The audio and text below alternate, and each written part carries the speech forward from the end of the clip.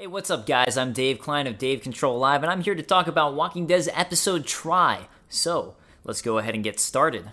Aiden's dead! Well, I mean, we knew that. He was dead before, but we're finally coming to the head. Predictably, Nicholas lies about the whole situation, whereas we get that juxtaposition with Glenn, which is a pretty cool juxtaposition. It's really that whole he said, she said thing, but given Gabriel's story from last week, and seriously, Gabriel needs to die. He needs to go. We need him gone.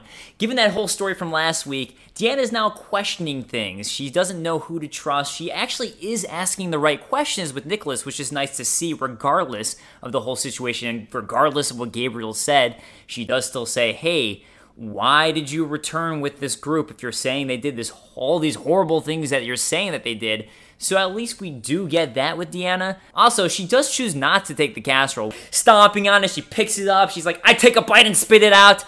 Might have well have been what she did. It was brutal just leaving the casserole there. That was probably the harshest moment of the whole season.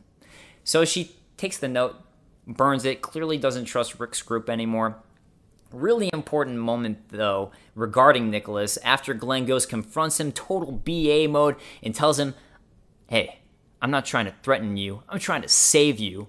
Bam! Nicholas goes, turns out that he is the one who had the gun in the blender. So, hey, that's probably an incredibly important moment. I think that's obviously going to play out during the finale. Meanwhile, we have Carl with Enid. True love. Carl just creepily stalking Enid, following her, staring at her. That's what love is, guys. That's what I do.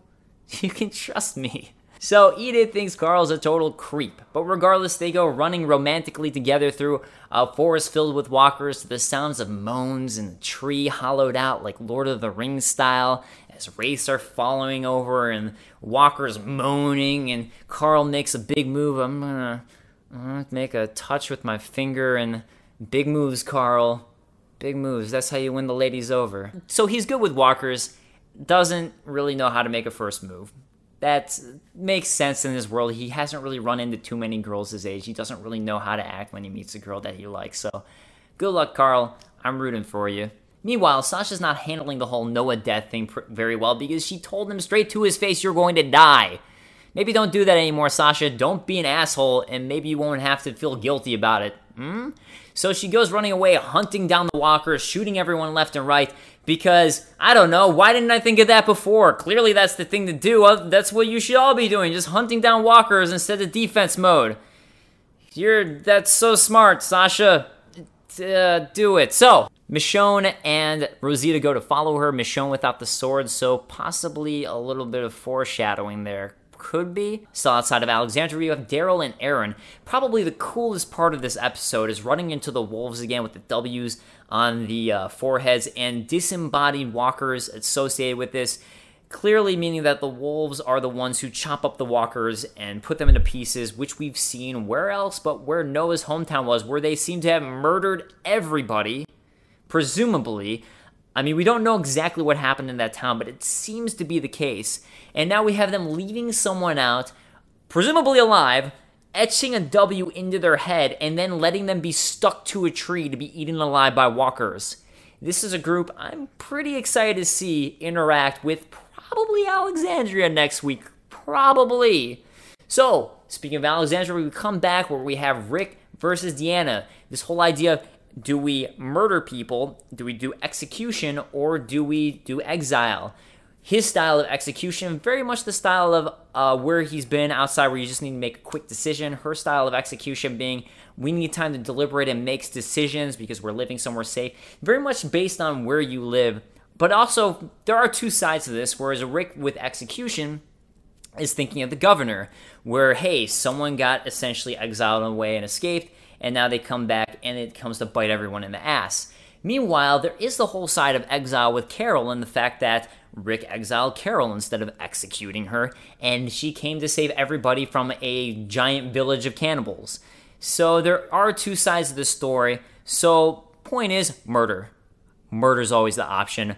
murder is always the option. And finally, things come to a front with Rick, Jesse, and Pete, as Rick is staring out at a red balloon that's just that thing that just sticks out like a sore thumb. It just kind of sticks out, and it's like, it's kind of there in plain sight for everybody to see, but everyone's just kind of ignoring it. So as the red balloon flies away, that is when Rick goes up to Jessie, confronts her about it, tells her, you need to fight to survive in this world. That's how it is. Things aren't going to get better. You just need to, here or out, inside or outside.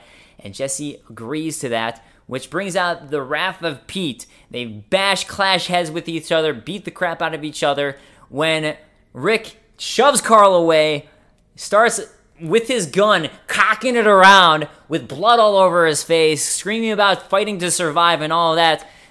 Not at all looking like an insane person, because sane people totally do that.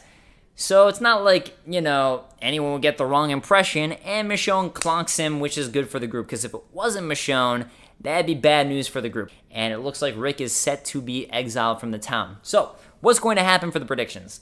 Well, Norman Reedus has said that this episode, the finale, you're going to need to bring out that Kleenex box. Meaning, is Daryl going to die? A lot of people are predicting that because of that. Or is it going to be someone else? I think if you need to bring out the Kleenex box, I'm going to say someone from their main group. And I'm going to say that it might be Michonne as she hung up her sword. That might be the foreshadow to that. And she's starting to really find a place here, even though she's remembering her old self. Without her sword, that could just be the problem area. But I don't know. I personally haven't read this far into the comics. So as far as spoilers and all that go, hopefully I'm not giving you them as I haven't read that far. The other thing that I'm going to say is I think that Alexandria's group is going to clash with the Wolves as Rick is being exiled, and that's when things are going to come to a head. So guys, thanks for watching this. Once again, I'm Dave Klein of DaveControlLive. Make sure to subscribe to Skybound for more awesome content on Walking Dead and more, and I'll see you guys another time. Later, guys.